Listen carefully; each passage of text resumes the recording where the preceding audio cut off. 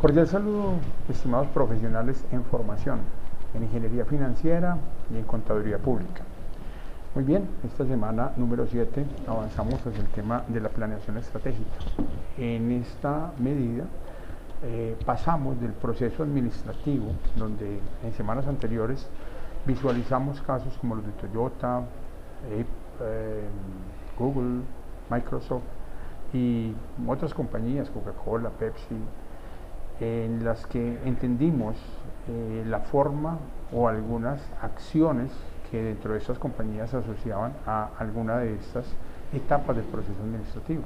Igualmente lo hicimos con industrias antioqueñas, con empresarios antioqueños a través de los videos de la Cámara de Comercio, y ya vamos comprendiendo un poco cómo asociar las acciones que desarrolla una persona, una empresa, a ese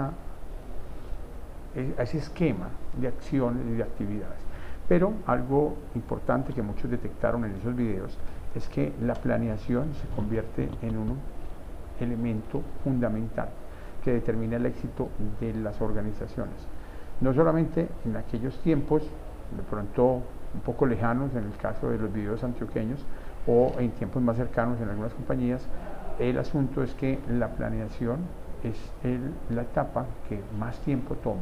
Y entendemos planeación como ese proceso en el cual se definen esas metas, los protocolos, se escribe, se documenta el objetivo a alcanzar para que el proceso organizativo, para definir un organigrama, definir la distribución de la planta, de las oficinas, sea óptimo y podamos lograr a partir del liderazgo un desarrollo adecuado del proceso organizacional o de las actividades empresariales y corporativas, que luego podamos controlar frente a estos aspectos determinados que fueron planeados.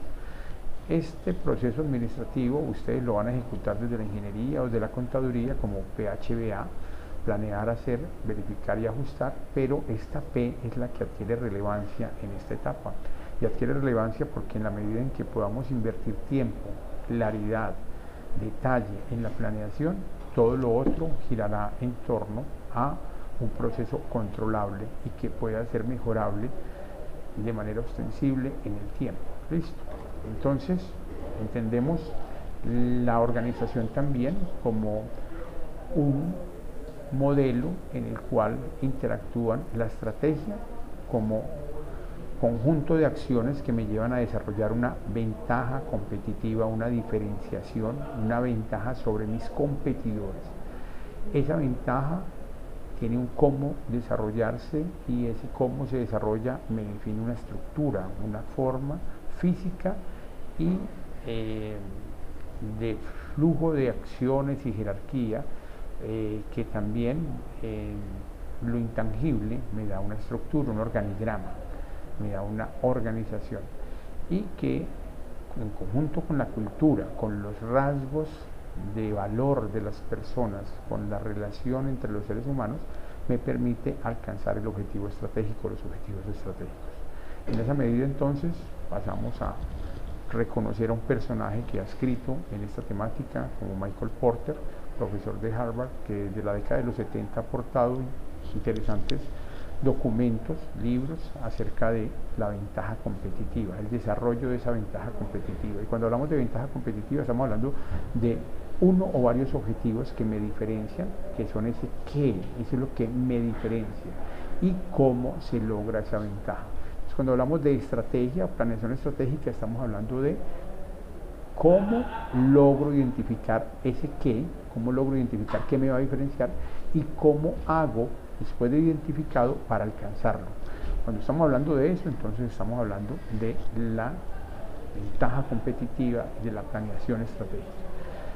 Michael Porter es reconocido no solamente por sus escritos en los temas de estrategia empresarial, sino también por las consultorías que ha hecho. En Colombia hizo consultorías entre 1992 y 1996 para Bogotá, Colombia, y para Medellín específicamente. De allí sale la semilla de lo que hoy en día es la estrategia Medellín Ciudad Cluster. Entonces, este modelo de desarrollo económico no solo aplica para las empresas, sino también para naciones y regiones. Entonces, este modelo que él ha ido desarrollando, se ha ido construyendo, es una literatura que nos permite enfrentar problemas sociales, del medio ambiente, de salud, no solamente como empresas, sino como naciones. En esa medida, entonces, las contribuciones de Michael Porter han sido benéficas y su papel es importante para las personas que comienzan la vida profesional y que tienen que relacionarse con el concepto de planeación estratégica. Entonces, en esa ventaja competitiva, Michael Porter dice en sus primeros escritos, es importante definir esa ventaja competitiva. Y hay un modelo que él denomina las estrategias genéricas. Hay, digámoslo así, 3 formas de estrategia genérica. La que más buscan las empresas y lo que define un océano rojo, que es una competencia ardua, es el tema del liderazgo en costos. Muchas organizaciones definen su estrategia competitiva, su forma de ser diferente a los demás, trabajando el liderazgo en costos, tratando de que su proceso sea el más económico, el más barato en costos, para poder dar un mejor precio a los clientes y así ser competitivos frente a sus competencias. Otras organizaciones que están enfrentadas a esos públicos generales dicen, vamos a diferenciarnos en la calidad, por ejemplo, del producto, vamos a diferenciarnos en el servicio, vamos a buscar algunos rasgos que identifique nuestro cliente para que podamos utilizar un esquema más orientado a la diferenciación por características, por atributos del producto, que por el tema del liderazgo en costos. Y hay otro modelo que él define como genérico, que es la segmentación, aunque aplica para estos dos modelos, para estas dos estrategias genéricas, y que es el modelo de segmentación. Es concentrarse sobre un nicho específico de personas, por ejemplo, las poblaciones en estratos 5 y 6, por ejemplo, la población mayor de 40 años, la población menor de 15 años, etcétera, el tema de los videojuegos, en el tema de un producto de salud, en el tema de un producto alimenticio, concentrarse en una población específica y segmentar el sector en el que están para poder aplicar estrategias de diferenciación por segmentación. Aquí entonces algunos autores que ya han interpretado esto, se puede hacer diferenciación enfocada en un solo segmento, como también se puede hacer liderazgo en costos enfocado en un solo segmento, aunque esto sea un solo bloque que se denomina segmentación. Entonces, en esa medida, el asunto gira en torno a elegir el camino. En este curso nos focalizaremos en estos temas de diferenciación y de segmentación, porque este tema de liderazgo en costos es un tema más orientado hacia la ingeniería industrial, hacia la ingeniería de producción, en donde precisamente ya hay avances significativos para mejoramiento de procesos productivos. Está pues el asunto hoy en día de la automatización de procesos, donde hay compañías en la India, por ejemplo, productoras de carros, de vehículos, pueden producir 130 vehículos al día con 4 personas en una planta de producción, donde hay robots que están apoyando el proceso productivo y solamente necesitan 4 personas para hacer ciertos movimientos dentro del proceso de operación y en el día producir 150, 160 vehículos. Hoy en día hay muchos ejemplos de liderazgo en costos donde la automatización produce beneficios a largo plazo en la medida en que no carga tanto costo de mano de obra. No obstante, el costo sería un costo de propiedad intelectual, de pago por este tipo de tecnología, pero de todas maneras ya hay unos esquemas avanzados de liderazgo en costos. También los exploraremos, pero nuestro foco estará en los temas de cómo hacernos diferentes en un sector, cómo evaluar estrategias diferenciadoras para un sector o para un segmento específico. Listo. En esa medida hay herramientas para realizar la planeación estratégica y esas herramientas se subdividen de acuerdo a los tipos de análisis. hay un análisis inicial que se tiene que hacer del entorno de la organización. Y ese análisis del entorno es revisar los asuntos políticos, económicos, sociales y tecnológicos que están en torno a mi producto o servicio, a lo que voy a ofrecer en cierto momento, ¿cierto? Puede ser una compañía la que esté analizando con planeación estratégica o puede ser un segmento de esa compañía la que esté analizando. Entonces, estamos hablando de un análisis general, un análisis que va desde lo general a lo particular. Luego hay otra herramienta, esta herramienta se le denomina análisis PEST, político, económico, social y tecnológico.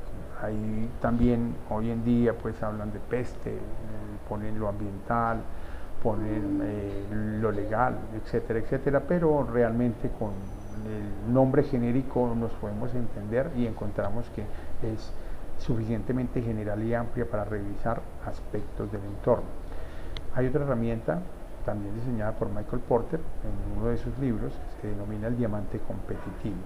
A través del diamante competitivo podemos analizar asuntos que son más de lo económico local, por ejemplo, la condición de los factores, la oferta de mano de obra, la oferta de tecnología, la maquinaria, el espacio, la logística, la condición de los factores, en un tema económico, los factores de producción, el capital, la condición de la demanda, existe una demanda interna, qué características tiene esa demanda, los sectores conexos o concomitantes que generan un apoyo, qué sectores pueden brindarle a mi sector o a mi proyecto un apoyo, porque hay un ambiente en el cual me puedo mover con sectores en los que hay una promoción de mi producto o servicio.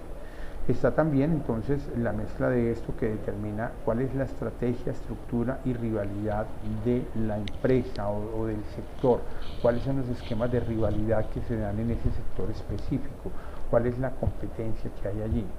Y a este diamante se le agregan dos factores que tienen que ver con las decisiones gubernamentales, cómo pueden incidir los cambios de gobierno o los cambios de decisión gubernamental, y los factores casuales, los factores que determinamos como azar, ¿cierto? Adicionalmente, entonces, ya esta herramienta pues me permite una revisión más cercana, menos general que el análisis PES, aunque el análisis PES puede ser también muy riguroso y aproximarse mucho a este contexto, pero serán insumos que se logren alcanzar desde el análisis PES que nos van a servir para el análisis de diamante competitivo o el diamante de Porter. Existe otro análisis que se denomina el análisis de las 5 fuerzas del mercado. También lo llaman el análisis de Porter de las 5 fuerzas. Muchas personas confunden estos dos análisis y este tiene que ver con el análisis de los nuevos entrantes, quién puede entrar a mi mercado, quiénes pueden ser mis nuevos rivales, existen fronteras para que no entren nuevos competidores a mi mercado. Segundo término, los proveedores, qué capacidad de dominio tienen los proveedores sobre mi proceso comercial, o qué capacidad o qué diversidad de proveedores puedo tener para mejorar las condiciones de calidad en mi producto. Está también el tema de los clientes, qué fuerzas tienen los clientes para dominarme, qué unidad tienen los clientes para dominar mi mercado, y qué capacidad de organización tienen para dominar dentro del contexto en el que estoy compitiendo. No solamente qué influencia pueden tener los clientes en mi negocio, sino qué influencia pueden tener los clientes en todo el mercado en el que está mi negocio. Igualmente, qué productos son sustitutos, qué productos podría consumir o servicios puede consumir mi cliente que no sean los míos, o sea, que no sea el ramo en el que estamos compitiendo.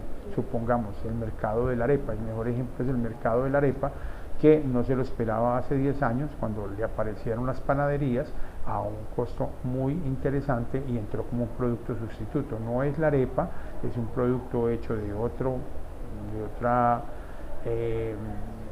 digámoslo así, insumo, el trigo, no es el maíz, y pues ya en ese momento entra a competir. Ya muchos hogares antioqueños están desayunando con pan y es un producto que no estaba dentro de mi ramo, dentro de los que producían arepas, ¿cierto?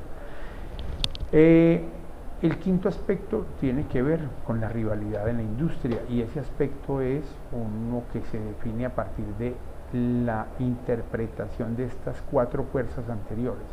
En la medida en que yo encuentre muchas barreras de entrada dentro de mi sector, eso me protege, hace que la rivalidad sea más baja, probablemente, porque van a entrar menos competidores y podemos llegar a acuerdos entre los competidores respetando las reglas del libre mercado. ¿Qué capacidad, qué fuerza tienen los proveedores o qué exclusividad tienen conmigo? Pueden parar mi producción o tengo variedad de proveedores. ¿Qué capacidad tienen los clientes de frenar mis procesos productivos, de dejar de consumir, o tengo unos clientes demasiado diversos y no necesito tanto de crear una alta fidelidad?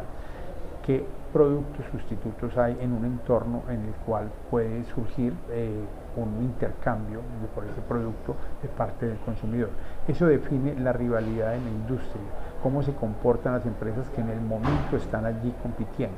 ¿Hay una alta rivalidad o ya hay unos preacuerdos o unas diferenciaciones para trabajar en diferentes sectores? Pongamos el caso de las salchichas hoy en día en Colombia, que es un mercado donde ya, digámoslo así, que los proveedores de los competidores en este mercado ya saben que le apuntan a públicos distintos y a canales diferentes, y en esos canales compiten y todos obtienen ya una utilidad adecuada.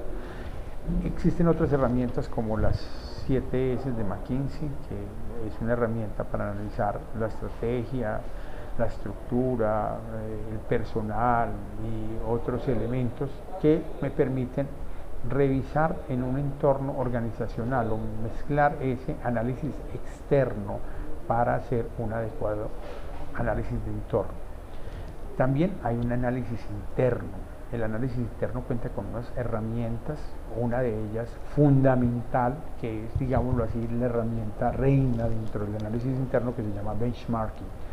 El benchmarking es la referenciación competitiva o comparativa, es la que me permite comparar mis procesos con los procesos de quienes lo hacen mejor en el mercado. Es la forma de medir mi productividad, mi eficiencia, la eficacia de mis procesos a partir de unas variables de producción frente a quien lo hace mejor en el mercado. El benchmarking ya es una práctica generalizada en algunas compañías, es una práctica responsable para identificar con quienes saben hacer mejor su operación cómo podemos comparar nuestros procesos para hacerlos mejores igualmente. Allí también se determinan variables de rendimiento financiero, que es otra forma de hacer una comparación con otras. O sea, el benchmarking es un análisis interno de la compañía, pero no solamente se queda en mi compañía, sino siempre tiene que tener alguien con quien compararse, un referente o el mejor del mercado o los datos que hay en mi sector.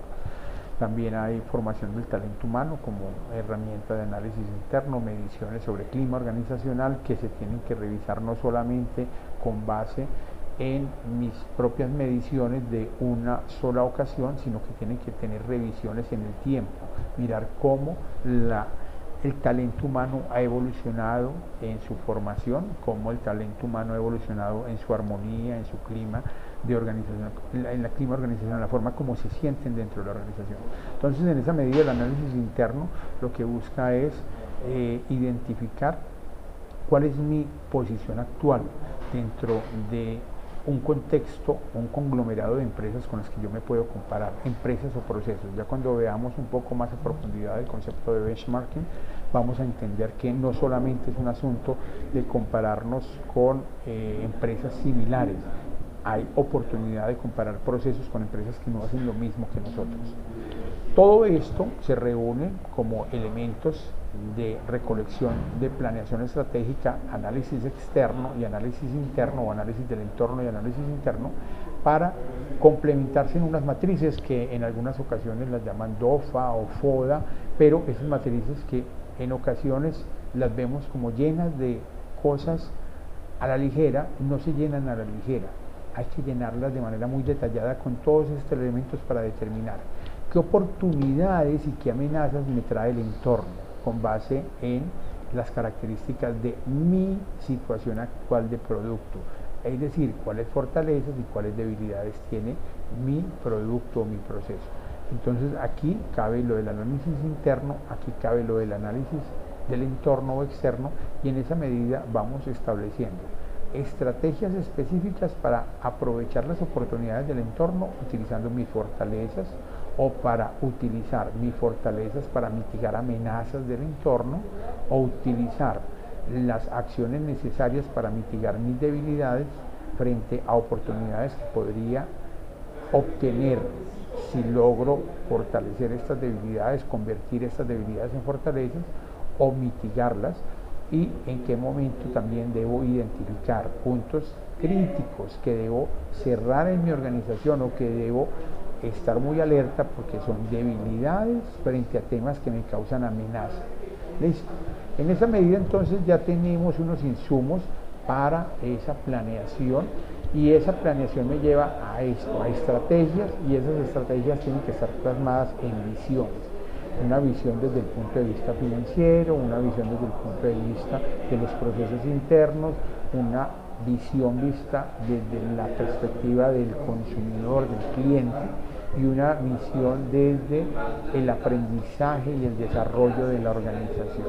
En esa medida, esto se le denomina Balance Scorecard o cuadro integral de mando. Este es un modelo que hoy en día recoge todos estos elementos obtenidos de una planeación estratégica para convertirlos en indicadores. Aquí finalizamos entonces la primera lección de esta semana para ir avanzando en esta temática.